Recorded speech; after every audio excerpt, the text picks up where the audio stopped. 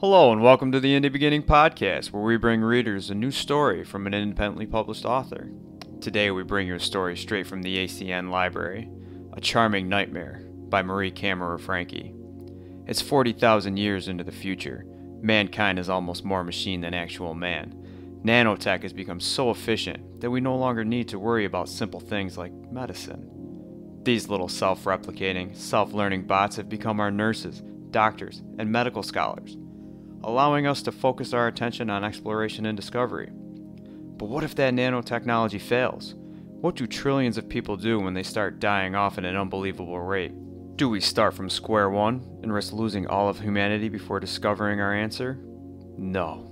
We go back in time and bring somebody from the golden age of medicine, where they can combine their knowledge with our technological advancements and save the human race. But what if she didn't want to come? Listen as Aylin tells you her tale, speaking through the voice of our very own host Marie. She is fierce, unapologetic, and she will not be ignored. There is a ledge, which is another word for edge, lip, cliff, sill, or in this case, cathedral rooftop. Remember this, there is always a ledge, even if you can't see it. Keep in mind that we are forever teetering on it, one step away from falling. Be willing to step and fall, forever and ever fall. Amen. Take a chance, chase a thought, and follow a breath over the edge, and see where it goes after it is touched back on the ground. My grandfather has been quoted as calling these ledges quixotic endeavors. He's also equally noted that I am what Charles Dodgson envisioned when dreaming of his white rabbit. As proof, I am standing at the beginning of such an endeavor, my toes dipping over the roof's gable into morning's breath. All I can think of is that one giant leap for mankind spiel Neil Armstrong said years ago, and how he was right. One small step. That thought will be all the coaxing needing to take it.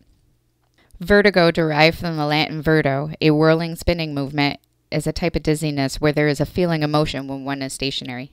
This is what you'll feel seconds before. It's sky blue, smells like sulfur, tastes like the tang of a peach's skin, and sounds like the cat laughing as he holds your tongue.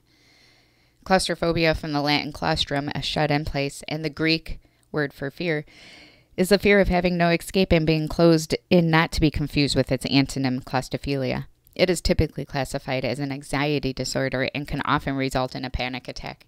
This is the feeling during. Its traffic cone orange, reeks like a wormy night, tastes cold, and sounds even colder. For as warm as the tar covering the rooftop was, the water at the end of my Neil Armstrong small step off the rooftop was that much colder.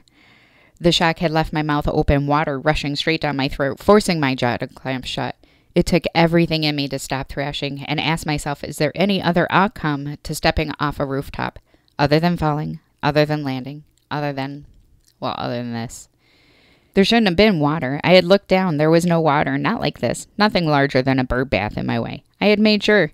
It's not how one dies. Not at all what I had thought would happen when stepping off the gable. My face was being rubbed raw by a thin layer of ice. Ice? I had looked twice.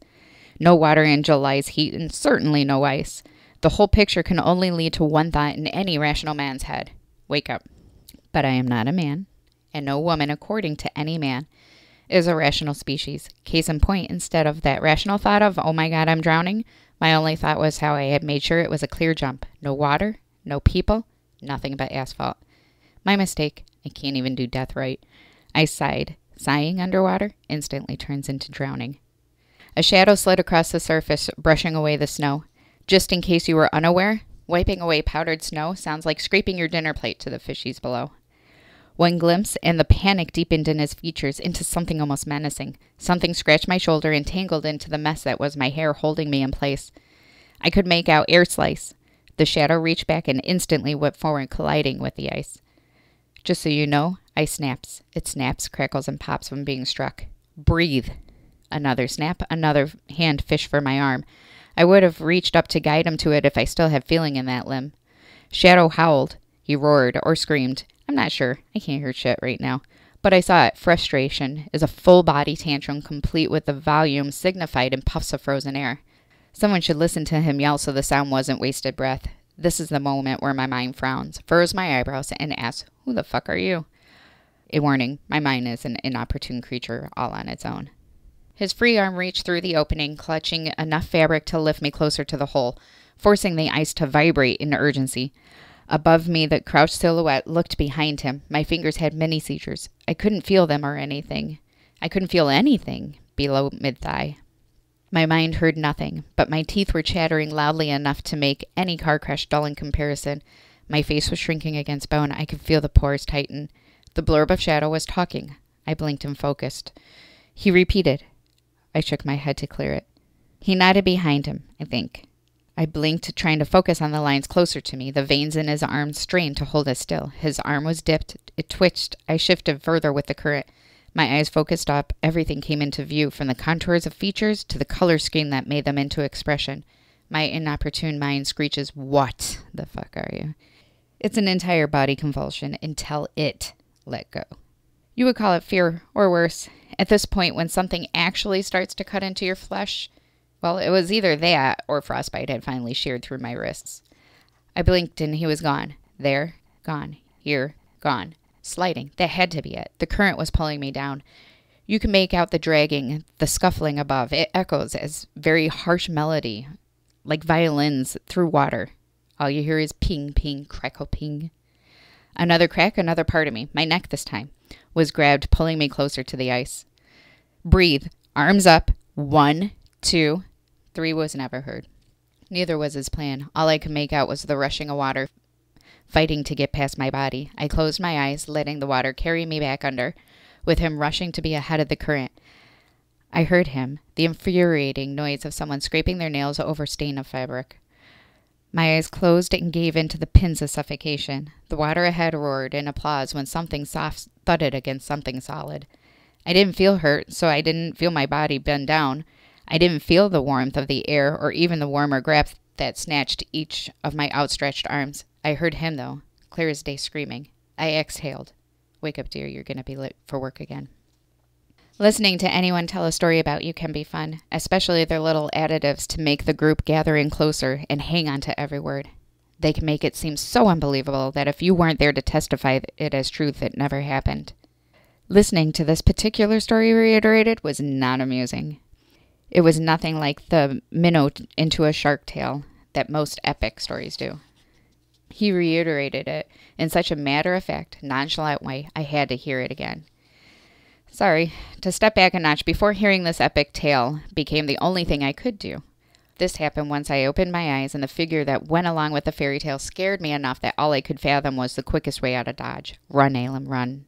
Don't look behind you. Death will hurt less if you don't see it coming.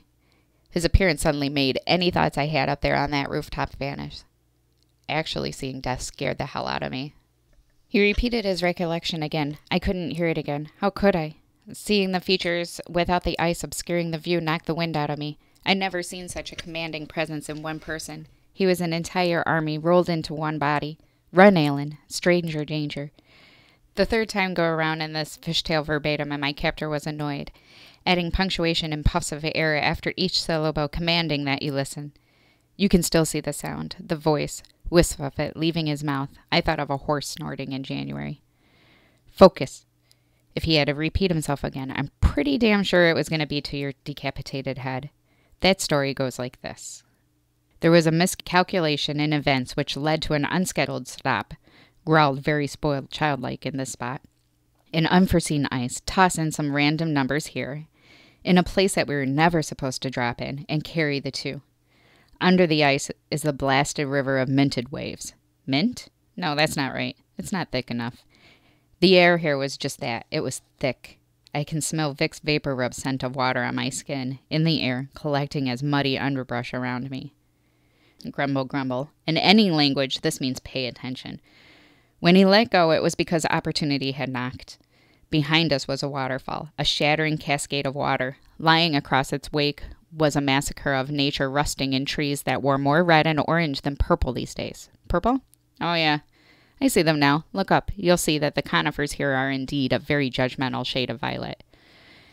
One in particular had rooted into the land in such a way that it had bent across the water. It hung low enough that this creature could brace its weight against it while waiting for me to flow with the current into its open hands.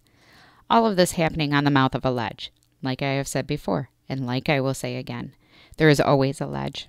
He reached down, and as my body arced with the flow of gravity until he had enough tension between us and the line, I'll get to that in a minute, and yanked, yes, I said yanked, with more force than the grizzly uses to slap his dinner out of the water. Same idea, though. I, just like the trout, have the bruises to prove the abuse. I was saved, dangling, yes, literally, dangling from this tree's branch, a caught fish, hook, line, and sinker, the end. Let me add in here that I'm the one to give the visuals to the story. Listening to this recalling of events made it as interesting as my cell phone user's guide. Now that being said, can anybody guess my reaction? You know, the thing that comes as a result to an action.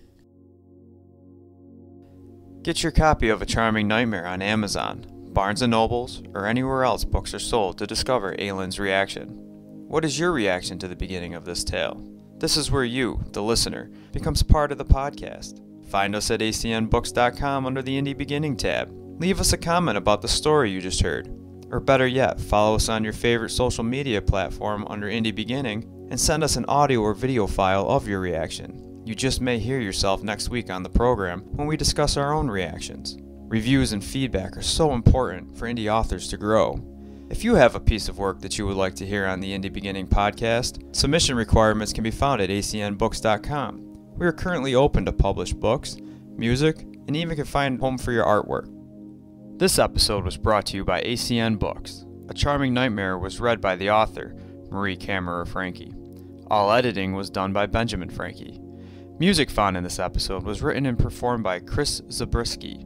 I am your host, Benjamin Frankie, asking everyone to read more books, be the best possible you, and to simply enjoy this wonderful life. Thanks for listening.